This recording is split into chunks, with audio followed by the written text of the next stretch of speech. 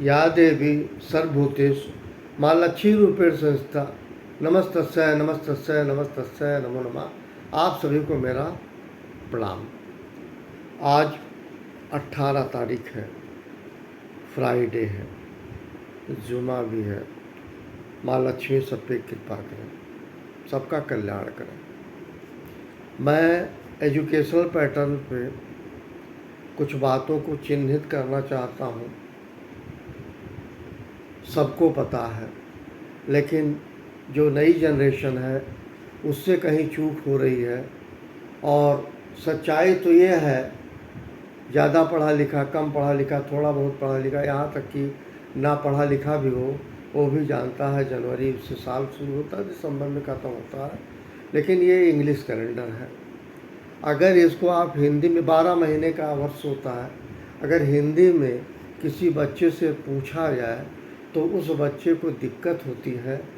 उन बच्चों के लिए थोड़ा समय केवल अटेंशन पे करने की बात करता हूँ, विद ड्यू रिक्वेस्ट, कि वो ये जाने कि नया साल कब शुरू होता है।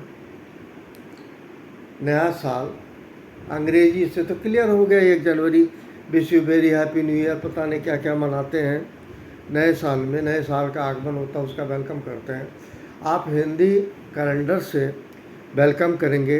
चैत माह की जो प्रतिपदा से नया वर्ष यानी पहला दिन से शुरू होता है नया साल। ये चैत माह आया वही जब चैत शुरू होता है, उसमें जनवरी फरवरी का रूल नहीं होता है। 12 महीना ये भी, लेकिन चैत से हमारा नया साल शुरू होता है।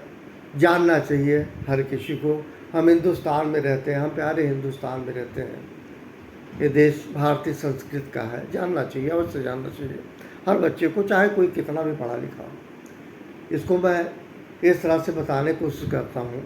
लिटरेरी जो बोला जाता है, चैत्र, बैसाखी, ज्येष्ठ, आषाढ़, श्रावण, भाद्रपद, अश्विनी, कार्तिक, मार्गशीर्ष, पौष, माघ, फागुन, उसको व्यवहारिक तौर पे जो बुजुर्ग हैं जानते होंगे। चैत, बैसाख, जेठ, आषाढ़, सावन, भादो, कुआर, कार्तिक, अगहन, पूस, माघ, फागुन, ये 12 महीने हैं। इसको प्लीज़ ज़रूर जानें। आप अंग्रेजी के कैलेंडर से जानते हैं अपने माह को, हिंदी के भी कैलेंडर से जानना चाहिए।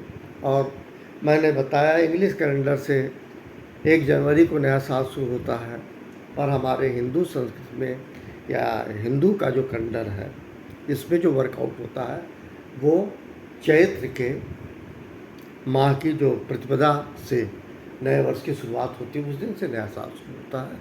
ये एक इन्फॉर्मेशन देना चाह रहा था मैं आप सभी को। उसके बाद एक बात और कह रहा हूँ, उसमें यह है कि फरवरी को लेके बच्चों को कन्फ्यूजन होता है। इस कन्फ्यूजन को दूर इस तरह से किया जाए।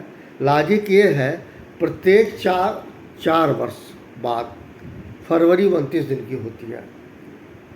प्रत्येक, इस तरह से कह लीजिए, क्यों लीप ईयर होता है, और जो लीप ईयर होता है उसमें 29 दिन होता है, और 28 दिन जो लीप ईयर नहीं होता है।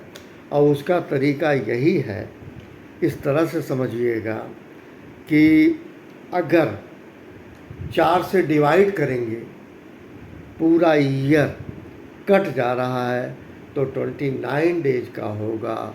अदरवाइज फरवरी 28 दिन की होती है। लीप ईयर का मतलब होता है लौद वर्ष, हर 4 साल में आता है।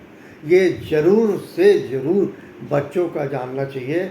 हम लोग एवरेज ड्यू डेट जब पढ़ते थे उसमें बताया जाता था, और वैसे तरीका जो मेरे पूज्य पिताजी बताए थे कि आप जो है हथेली को मोड़ लें तो ऊपर के हिस्से को 31 कहते हैं, नीचे के हिस्से को 30 कहते हैं। ये एक उन्होंने सरल तरीका बताया था कि जो है।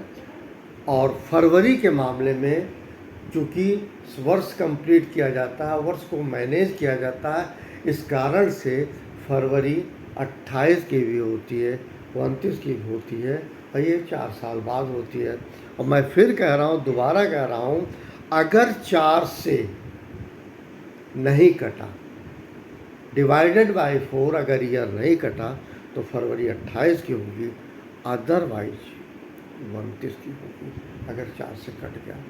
इन्हीं शब्दों के साथ आप सभी का दिन शुभ हो। Thank you very much. प्रणाम।